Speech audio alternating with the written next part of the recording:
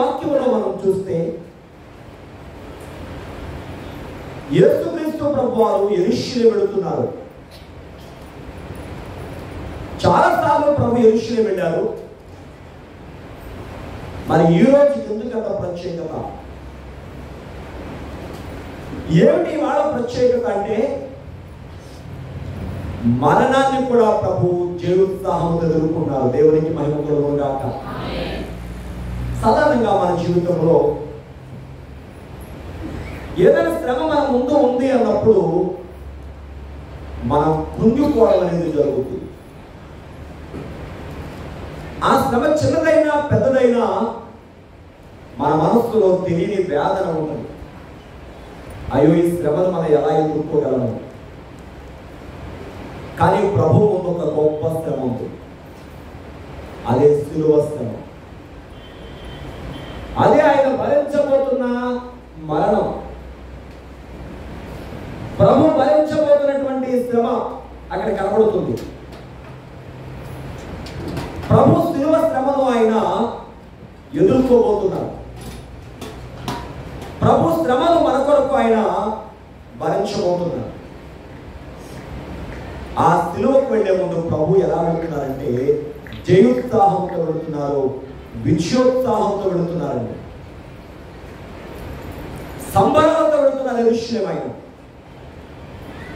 జయము ప్రభు పేరట వచ్చేవాడు స్తుతించబడు గాక అంటుంటే ప్రభు ఆ జయాన్ని ఆస్వాదిస్తూ ఆ మాటను ఆయన స్వాగతిస్తూ వెళ్ళాలే తప్ప అలా అనొద్దు, మనకి శ్రమ ఉంది అని అనలేదేసే. నాకు మరణం ఉంది కాబట్టి మీరు జయమనొద్దు అనలేదు. కానీ ఇవన్నిటిని గెలవబోతున్న గొప్ప జయాన్ని ప్రభు చూశాడు. అదే పునరుత్థానం చేయం. దేవునికి స్తోత్రం. శ్రమ ఉంది, జయం ఉంది. ప్రభు చూసింది శ్రమను కాదు, జయమును చూశాడు. విశ్వాసం కూడా శ్రమ ఎన్నున్నా జయముంది కనుక మనం జయాన్ని చూడాలి తప్ప శ్రమను మనం చూడకూడదు. ఇప్పుడు ప్రభు యెరూషలేము వెళ్ళేటప్పుడు ఏం జరిగిందమ్మా అంటే, ఆ యెరూషలేము యాత్రలో అనేకమైన విషయాలు జరిగాయి. అనేకమైనటువంటి సంఘటనలు మనం చూస్తూ ఉన్నాం యెరూషలేము యాత్రలో. ఒకటి ఆయన గార్ధవ మీద వెళ్ళడం చూస్తున్నాం, జనసమూహం మధ్య నడవడం చూస్తూ ఉన్నాం. ముందు వెళ్ళొచ్చిన వారు, వెనక వచ్చిన వారు దావీదు కుమారునికి జయమని పలుకుతుంటే ఆ జయతుల మధ్య వెళ్ళడం చూస్తాం. అనేక మంది ప్రజలు చెట్ల కొమ్మలు నరికి దారి నిరుపక్కన పెట్టారు. ఆ చెట్ల కొమ్మల మధ్య ఆయన నడుస్తూ వెళ్ళడం చూస్తా ఉన్నాం. జయము జయమని పలుకుతుంటే సర్వోన్నతమైన స్థలంలో జయము, దావీదు కుమారునికి జయము, ప్రభు పేరు వచ్చేవాడు స్తుతించబడు కాకని వారు గొప్పగా నినాదాలు చేస్తుంటే ఆ నినాదాల మధ్య ప్రభు యాత్ర సాగుతుంది. అందులో ఒకటి యేసు ప్రభుని ఎదుర్కొన్నారట. వాళ్ళందరూ ఖర్జూరపు మట్టలతో. ఏమంటుందమ్మా? ఖర్జూరపు మట్టలను స్పష్టంగా మనకి యోహాను సువార్త 12:13 చూస్తాం. చెట్ల కొమ్మలు నరికి పెట్టాడు. అది ఎక్కువ చెట్ల కొమ్మలు మనకి స్పష్టంగా లేదు, అవే చెట్లే కావచ్చు. కానీ ఖర్జూరపు మట్టలు మాత్రం ప్రభుని ఎదుర్కోవడానికి స్పష్టంగా కనబడుతూ ఉన్నాయి. ప్రభుని ఎదుర్కొని ఖర్జూరపు మట్టలతో ప్రభుని స్వాగతం పలికారు. అప్పుడు యెరూషలేము పట్టణం వినాశనం అయిపోయిన తర్వాత, యెరూషలేము పట్టణం నాశనమైన కొన్నాళ్ళకి దేవుడు యెహెజ్కేలు ప్రవక్తకి ఒక చక్కని దర్శనం ఇచ్చాడు. ఏమైనా దర్శనం ఇచ్చాడంటే, ఆ యెరూషలేము ఆ దేవాలయం చుట్టూ ఉన్నటువంటి ఆ యొక్క విధానాన్ని ఆయన రాసుకుంటూ వచ్చాడు ఆ దర్శనం ద్వారా. ఏముందట? 2 కెరూబుల మధ్య ఈ ఖర్జూర వృక్షం, 2 కెరూబులు, ఆ కెరూబుల మధ్య ఖర్జూర వృక్షం. ఇదే మొత్తం డిజిల్ ఉన్నట్టుగా మనం చూస్తున్నాడు యెహెజ్కేలు ప్రవక్త. చూస్తారా? యెహెజ్కేలు గ్రంథము 41వ అధ్యాయము 18-19 ఎట్లనగా ఈ ఈత చెట్లను ఈ తట్టు ఖర్జూరపు ఆ చెట్టు వైపున మనుష్య ముఖమును, ఆ తట్టు ఖర్జూరపు చెట్టు వైపున సింహముఖమును కనబడను. ఈ ప్రకారం అంతా మందిరమంతటి చుట్టూ నుండెను. దేవునికి స్తోత్రం. దేవాలయంలో ఖర్జూరపు చెట్లు కనబడుతున్నాయి. దేవాలయం ఎదుర్కొన్నారు. ప్రకటన గ్రంథము 7వ అధ్యాయం చూస్తే తెల్లని వస్త్రాలు ధరించుకున్న అనేక మంది ప్రజలు ఖర్జూరం పట్లు చేత పట్టుకుని మా దేవునికి జయము సింహాసనం మీద స్తోత్రం చెప్తున్న గొప్ప సమూహాన్ని అక్కడ యోహాను గారు చూచారు. యెహెజ్కేలు గ్రంథములో యెహెజ్కేలుకు దేవుడు దేవాలయం నాశనమైన కొన్నాళ్ళకి, యెరూషలేము వినాశనమైన కొన్నాళ్ళకి దేవాలయం కనబడుతున్న గొప్ప విధానాన్ని సూచించాడు. అందులో ఖర్జూరపు చెట్టు కనబడుతుంటే దేవాలయానికి ప్రతిరూపంగా ఉన్న యేసుక్రీస్తు ప్రభువారు యెరూషలేము యాత్ర సాగుతున్నప్పుడు ఖర్జూరపు పట్టణంతో ప్రభుని ఎదుర్కొంటే యోహాను గారికి ప్రకటన గ్రంథంలో ఎదుగో చూడండి, తెల్లని వస్త్రాలు ధరించినటువంటి ఆ గొప్ప సమూహము ఖర్జూరపు పట్లు చేత పట్టుకుని అక్కడ దేవునికి స్తోత్రం చెప్తుంటే ఏమిటి ఖర్జూరం యొక్క ప్రత్యేకత, ఈ చెట్టు ప్రత్యేకత ఏమిటి అనేది మనం చూడాలి. సాధారణంగా చెట్లు 2 రకాలు. ఒకటి కొమ్మల గల చెట్లు, 2 ఏకాండమైన చెట్లు. కొమ్మల గల చెట్లు జామ కానీ, సపోట కానీ, మామిడి కానీ, చింత కానీ, ఆ రకాలైన చెట్లు కొమ్మలు. ఏకాండమైన చెట్లు అంటే ఖర్జూరం చెట్లు, ఈత చెట్లు, తాటి చెట్లు, కొబ్బరి చెట్లు. వీటికి ఇంకో పేరు కూడా ఉంది, ప్లామ్ తీస్తారు అంటే మట్టలు గల చెట్లు. ఇవి కొమ్మలుండే వీటికి ఏముంటాయి, ఒకటే ఏకాండం. అలాంటి చెట్లు ఒకటి ఏ చెట్టమ్మా, ఖర్జూరపు చెట్టు. ఈ ఖర్జూరపు చెట్టు గురించి కొన్ని విషయాలు దేవుని వాక్యానికి మనకి ఖర్జూరపు చెట్టు ఏమి నేర్పుతుంది, ఒక 5 అంశాలు 6 అంశాలు తయారు చూద్దాం. సమయం ఉంటే 6 చూద్దాం, లేకపోతే 3 అంశాలైనా మనం జ్ఞాపకం చేసుకునే రోజు. మొదటిగా చూస్తే ఖర్జూరపు చెట్టు దేనికి గుర్తుగా ఉందంటే పచ్చదనానికి గుర్తుగా ఉంది. దేనికమ్మా, దేవునికి స్తోత్రం. ఒకసారి చూద్దాం. కీర్తన గ్రంథము 92వ కీర్తన 12వ వచనం. నీతిమంతులు ఖర్జూర వృక్షము వలె మొవ్వు వేయుదురు. చెప్పండి నాతో, నీతిమంతులు. గట్టిగా చెప్పాలి, అందరికి ఒప్పుకుందా ఉంటే గట్టిగా చెప్పండి. నీతిమంతులు ఖర్జూర వృక్షము వలె మొవ్వు వేయుదురు. ఎలా ఉంటారమ్మా, నీతిమంతులట ఖర్జూర వృక్షము వలె ఏం చేస్తారు, మొవ్వు వేస్తారు. అమ్మా ఇందాక చెప్పినట్టుగా కొమ్మల గల చెట్లు ఈ చెట్లు, మొవ్వు వేసే చెట్లు ఆ చెట్లు. సాధారణంగా మొవ్వు పాడైపోతే చెట్టు అంతా ఏమైపోద్ది, పాడైపోతుంది. ఆ చెట్టుకి ఆధారం ఏంటి, మొవ్వు. అయితే నీతిమంతులట ఖర్జూర వృక్షం ఏం చేస్తారమ్మా, మొవ్వు వేస్తారు. గమనించండి ప్రియమైన వల్ల, మన ప్రభు ఎవరు, నీతిమంతుడు. దేవునికి స్తోత్రం. ఆయన ఎవరమ్మా, నీతిమంతుడు. నీతి రాజు ఆయన, నీతి సిగురు ఆయన, నీతి రాజు ఆయన. మొదట నా రాజ్యములో నా నీతిని మీరు వెతకండి, తర్వాత మీకు అన్ని కూడా దొరుకుతాయి. మన ప్రభు నీతికి ఆధారము. కాబట్టి దేవుని బిడ్డలారా, వాక్యంలో మనం చూస్తే ఈ చెట్టు దేనికి గుర్తుగా ఉందమ్మా అంటే చెప్పడమా, నీతికి గుర్తుగా ఉంది. నీతిమంతులు ఖర్జూర వృక్షం అని ఏం చేస్తారు, మొవ్వు వేస్తారు. ఖర్జూర చెట్టు కూడా గొప్పతనం ఇంకోటి కూడా ఉంది. మీరు యెషయా గ్రంథం చూసుకుంటే 53వ అధ్యాయం మొదటి వచనం ఏముందంటే, ఒకసారి యెషయా గ్రంథం 53వ అధ్యాయం మొదటి వచనం. ఎవడు నమ్మెను,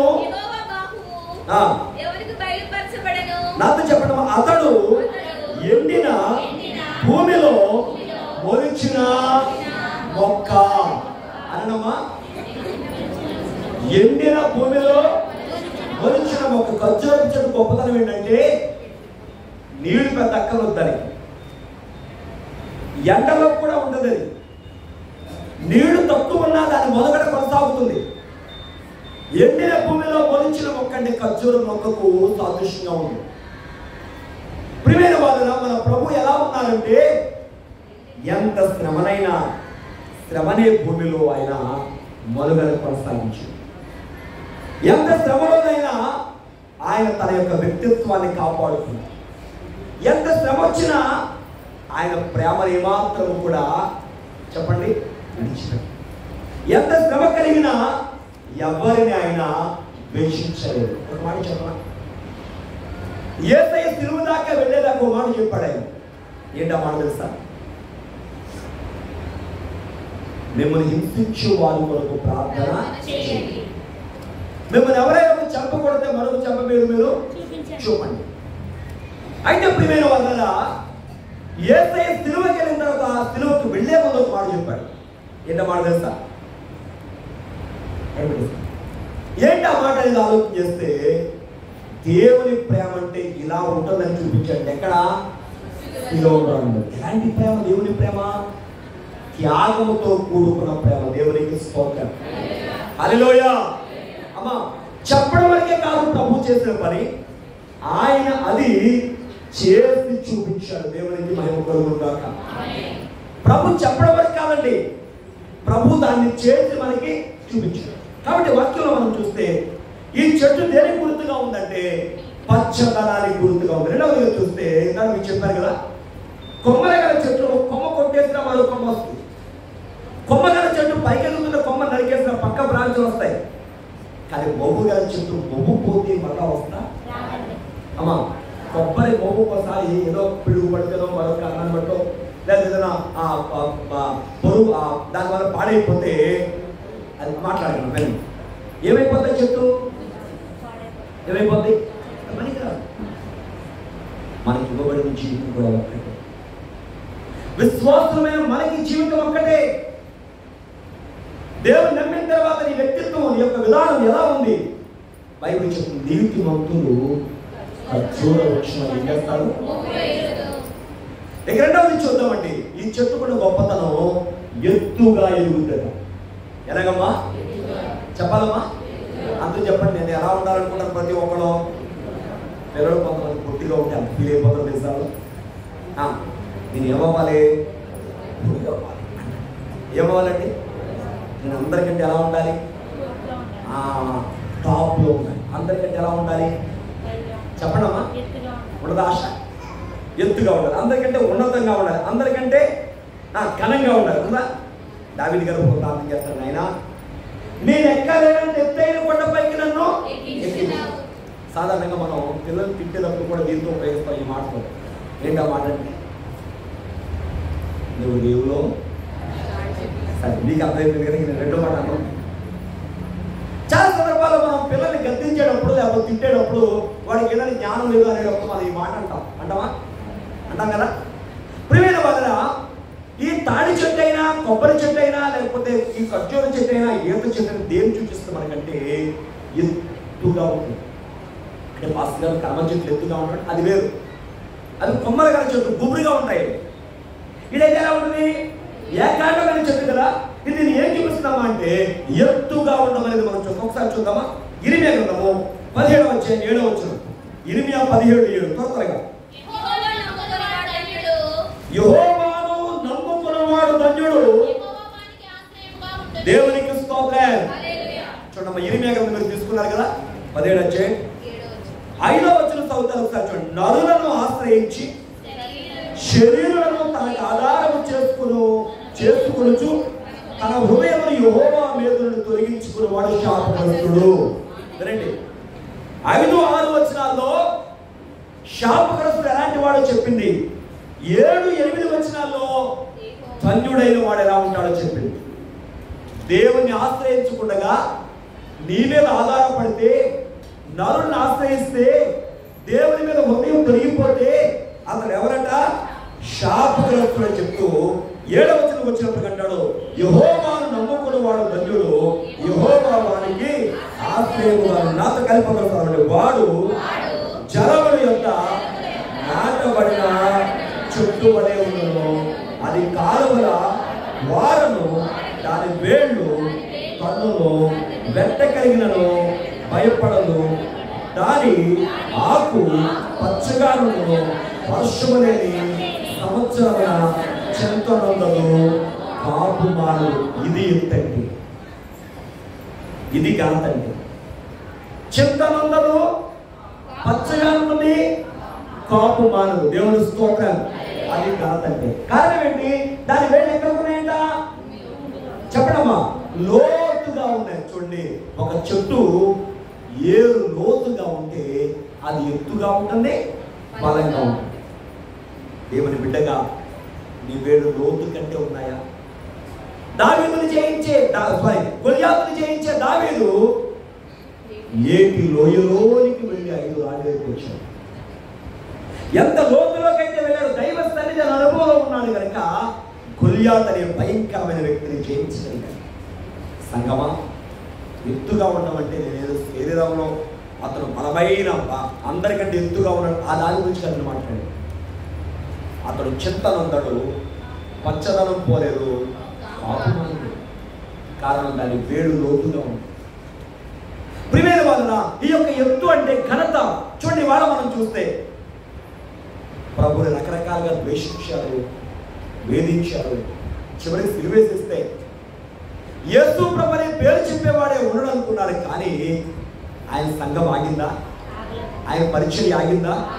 ఆగలేదండి, ముందుకు సాగింది. దేవునికి మహిమ కలుగును గాక. దేవుని పని ఎప్పుడు కూడా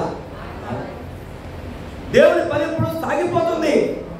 దేవుని పని ఎప్పుడు ఘనంగా ఉంటుంది. దేవుని స్తోత్రం, హల్లెలూయా.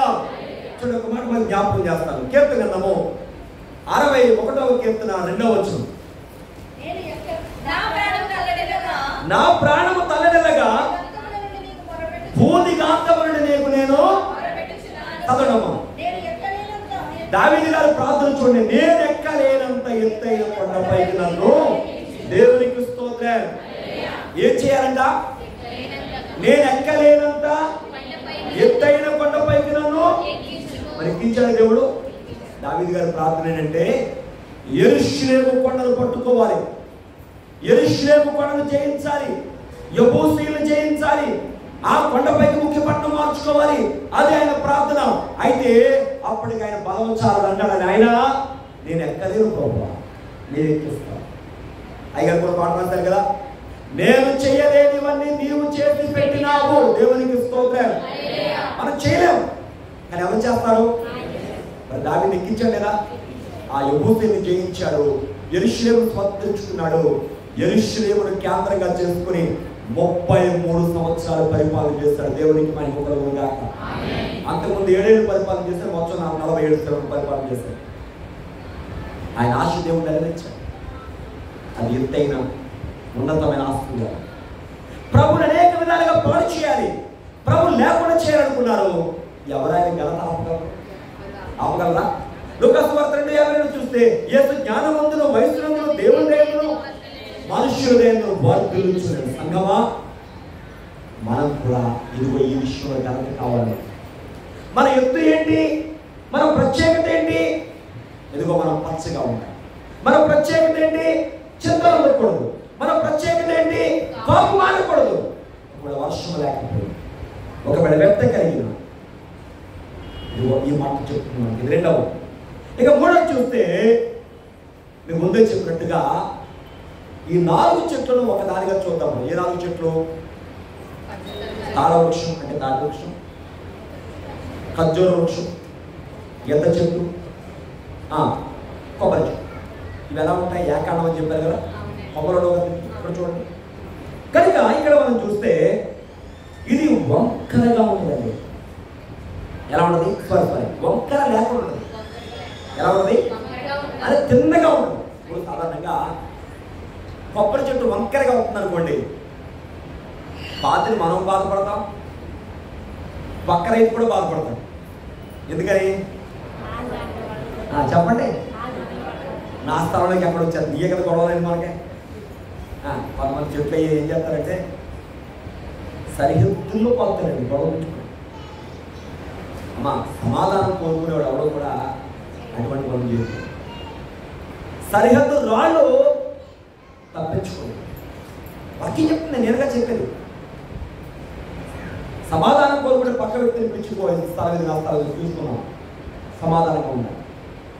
దేవుని బిడ్డలో మనం సమాధానం లేకపోతే సరిహద్దులో మనం పోతాం. అది ఒక్కరికి ఎదిగింది అనుకోండి, ఎవరికి బాధ? రైతుకు బాధే, పక్కడికి బాధ. ఎందుకని? వంకర బుద్ధి ఇంటి బాధపడుతుంది, ఆది బాధపడుతుంది. అవునా?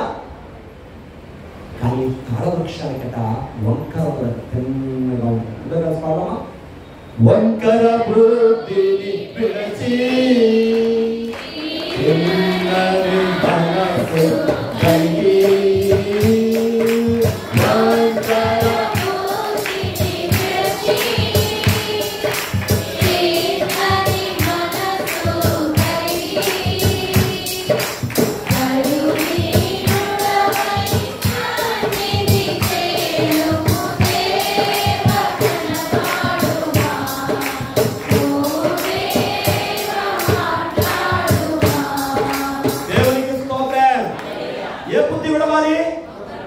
చెప్పలమ్మా.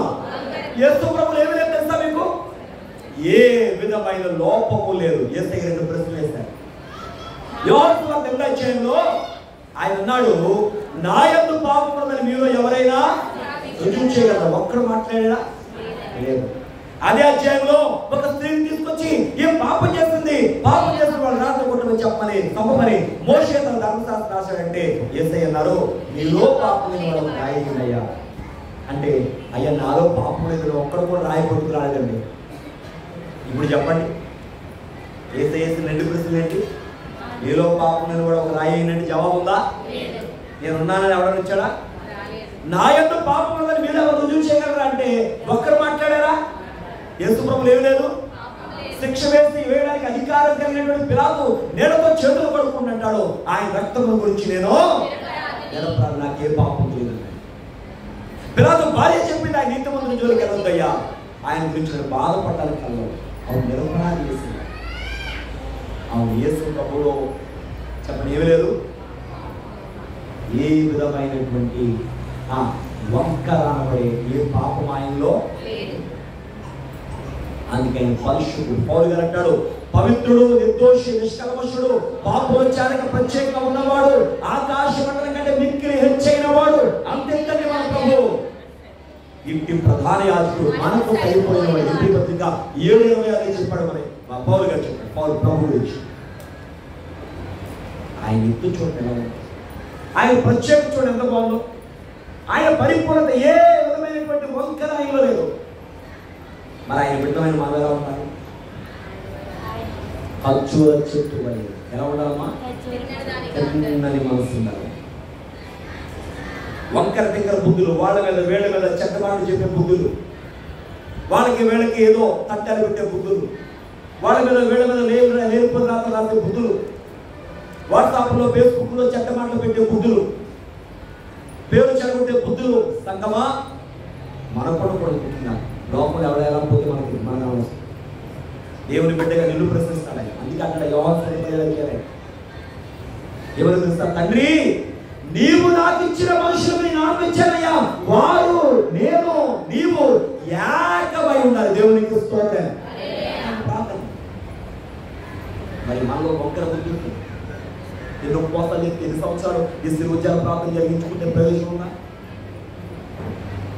ఆ వెళిస్తాయని విడిపించబోతున్నా ఆ గొర్రె పిల్ల ఎలాంటిదై ఉండాలంటే నిర్గమకాండం 12:6 అంటాడు, నిర్దోషమైందై ఉండాలి, ఏడాది వయసు ఉండాలి, మగదై ఉండాలి, జబ్బులేదై ఉండాలి.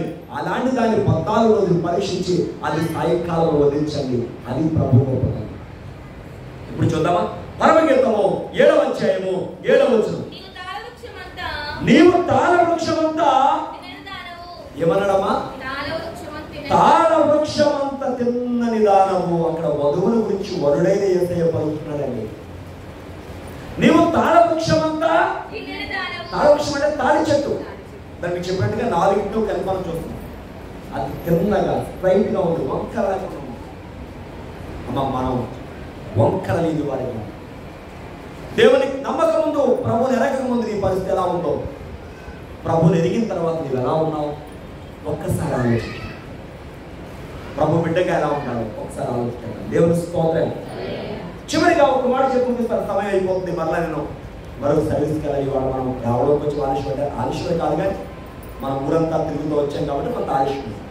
4వ మాట, ఈ ఖర్జూరపు చెట్టు దేని గుర్తుగా ఉంది?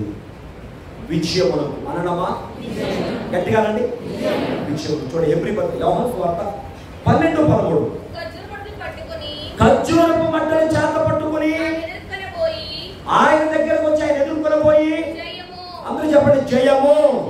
అనడమా గట్టిగా జయము. ఖర్చులు మనకి దేని గుర్తు? చేయాలి. ఇప్పుడు ప్రభు ముందు సిలువ ఉంది కదా, ప్రభు ముందు శ్రమలు ఉన్నాయి కదా, ముళ్ళ కిరీటం ఉంది కదా, కొరడా దెబ్బలు ఉన్నాయి కదా, భారం ఉంది కదా, లేనిందులు పోయాల్సి ఉంది కదా. ప్రభు జయము అంటే ఇప్పుడు వద్దులే, మరలా ఆదివారం అందరికీ వెళ్ళే మీరు అన్నాడా యేసయ్య? అనలేదండి. మరి ఏమన్నాడు తెలుసా ఆయన? జయము రాకపోవే. ఎందుకంటే శుక్రవారం ఆయన పొందబోతున్న శ్రమ అంతా కనబడుతున్నా, ఆ శుక్రవారం అనంతరం ఆదివారం ఏముందమ్మా? మహాజయం, గొప్ప జయం, గొప్ప విజయం. మనందరికి విజయం కావాలా వద్దా? కావాలన్నా వచ్చేయండి. అందరూ చేతులు ఎత్తేసారు దేవుడు. అందరికి ఇష్టమే కదా జయము అంటే, అందరికి ఇష్టం. మన బిడ్డల పరీక్షలో విజయము సాధించాలి, అవునండి. జాబులో విజయము సాధించాలి, అవునండి. వ్యవసాయం బాగా పండి విజయము సాధించాలి, వ్యాపారం బాగా బాగుండి వృద్ధి అవ్వాలి, విజయము సాధించాలి. అన్నింటిలో మనిషి విజయాన్ని కోరతాడు. అది తప్పు కాదు, కోరుకోవడం తప్పు కాదండి, ఆశపడడం తప్పు కాదండి, దురాశ తప్పు. ఎందుకంటే వాక్యం దురాశ గర్భము ధరించి పాపములు కనుక పాపం పరిపక్వం మరణములు కట్టదట. జాగ్రత్త. దురాశ మనకి ఏముండాలి? ఆశ. మనమందరం విజయమును కోరుకుంటున్నాం. ఆ విజయానికి సంకేతం, విజయానికి సింబల్ మన ప్రభువు యేసయ్య. ఆ విక్టరీ సింబల్ ఆయనే. ఏంటండి ఆ వ్యక్తి అంటే? మన ప్రభు శాపం గెలిచాడు, ఆశీర్వాదం అనిపించాడు, వ్యాధిని గెలిచాడు, స్వస్థత అనిపించాడు, నిందని గెలిచాడు, ఘనత అనిపించాడు, అవమానం గెలిచాడు, ఘనత మహిమ అనిపించాడు, చివరిగా మరణాన్ని గెలిచాడు, జీవాన్ని, పాతాళాన్ని గెలిచాడు, పరలోకం అనిపించాడు. దేవుడి స్తోత్రం.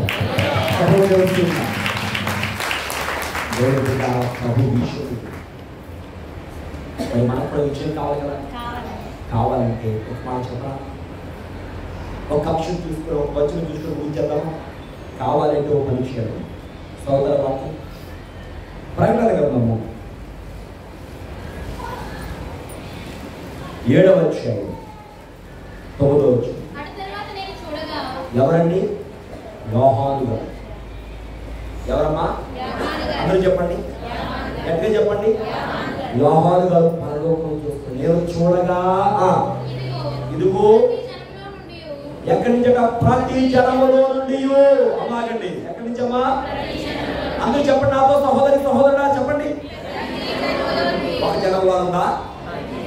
ఒక భాష మాట్లాడేవారు ఉందా? అని ఒక కులమనో, మతమనో, ఓ ప్రాంతమనో, దేశమనో ఉందా? మరి ఏమవుతుంది? ప్రతి జనములోనూ. ఇక్కడ కూడా ఉన్నటువంటి విజ్ఞత కలిగినటువంటి మనుషులారా ఆలోచించండి. ఇవాళ మనం ఏమని పెడతారు మన పేర్లు? యేసు ప్రభు మన దేవుడు కాదు, ఎవరో దేవుడు. ఇది మంది కాదు, ఎవరో 2000 ఏళ్ల క్రితం దేవుడు రాయించాడు.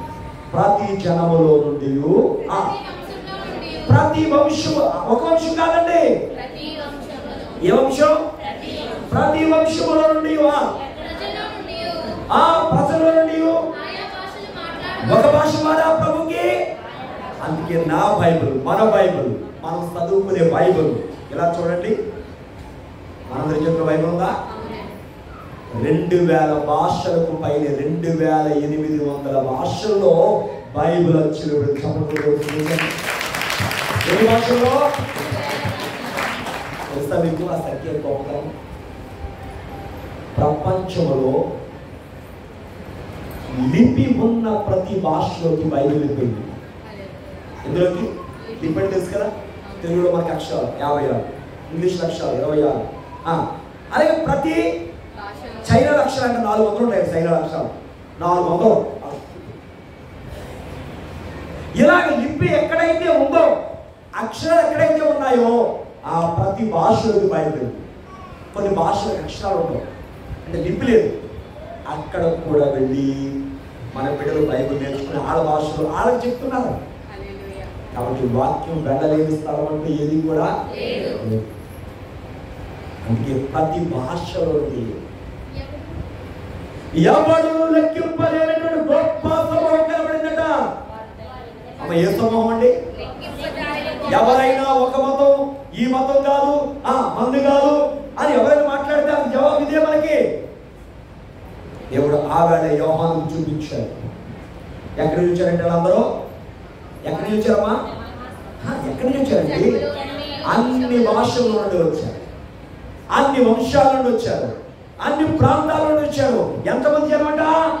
లెక్కింపశక్యము కాని అసంఖ్యాక ప్రజలు. దేవుని స్తోత్రం. వాళ్ళందరూ ఏం కట్టుకున్నారు తెలుసా? తెల్ల వస్త్రాలు కట్టుకుని ఎలా వచ్చేస్తామో అందరూ తెల్లని వస్త్రాలు ఒంటి మీద ఉన్నాయి, చేతులు ఖర్చు.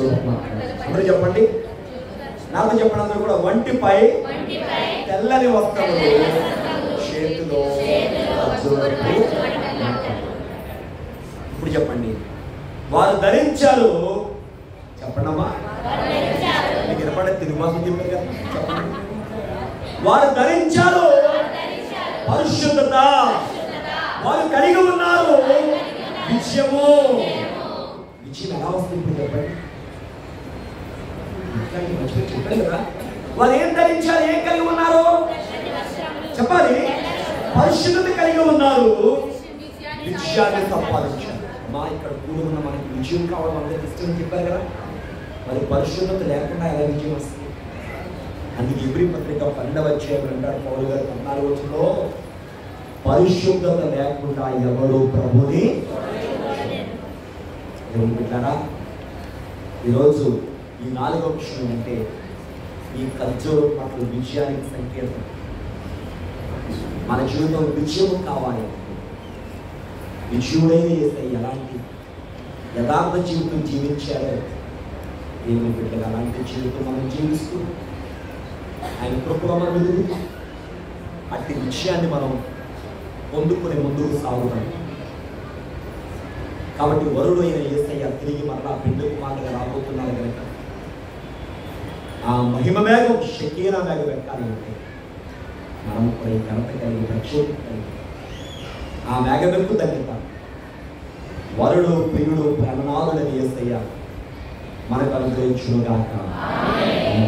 మోకరించండి. మహాపరిశుద్ధుడా మీకు వందనాలు తండ్రి. గౌరవ పాత్రుడు దేవా, స్తోత్రములు. పరలోకపు తండ్రి మీకు వందనాలు చెల్లిస్తున్నాను అయ్యా. ఉదయకాల సమయంలో మీ సన్నిధిలో మీ మందిర ఆవరణలో స్తుతించే వాక్యం, ఆరాధించే నీకే మహిమ ఘనత ప్రభావములు చెల్లిస్తున్నా అయ్యా. ఈ ప్రత్యేక సమయంలో ఈ పరిశుద్ధ సన్నిధిలో ఏకీవృక్షం మా ప్రియులకు అందరూ దీవించి ఆ ఖర్జూర వృక్షం నీతికి సాదృశ్యం అయ్యా. నువ్వు నీతి మంతుడు, నీతిశుడు, నీతి నోచలేవు. నేను నీతిని కనపరచేస్తున్నాను, నీతి క్రియలు వాళ్ళు ఉండాలి ఆయన. రెండవదిగా ఖర్జూర చెట్టు, ఖర్జూర వృక్షము ఎత్తును ఘనత నుంచి చూస్తుందయ్యా. నీకంటే ఘనుడయ్యా. లోక బంగారము ధనరాజు వరకు పోగేస్తున్నా నీతో సరితూనే ఉందండి. అంటే ఘనుడైన దేవుడు అయ్యా. మహాగణుడు మహోన్నతుడు వాక్యం చెప్తుంది. శ్రీమంతుడు రాజు రాజు ప్రభు ప్రభు సర్వాధికారి వాక్యం చెప్తుంది.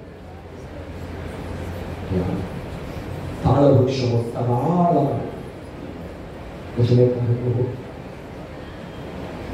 పరిపూర్ణ యోగ్యుడు. నేను ఏ లోపము లోపము లేదు. ఆయన ఈ ఖర్జూరపు చెట్టు విజయానికి సంకేతంగా ఉంది. నేను విజయము పొందాలి. శిలువనాథుడా, నీవు యొక్క శిలువ రక్తము చేత కడగబడ్డా ఈ పరిశుద్ధమైన జీవితం యథార్థమైన జీవితం కలిగినటువంటి తెల్లని వస్త్రం దానికి సాదృశ్యంగా ఉంటుండగా అప్పుడు మా జీవితానికి కావాల్సిన గొప్ప జయం ఇచ్చాం ప్రభు. మీరు తెలుసుకోండి. ఇంతవరకు వినబడిన వాక్యం మా అందరి అంతరంగాల్లో తెచ్చు ఏమైనా ప్రభావం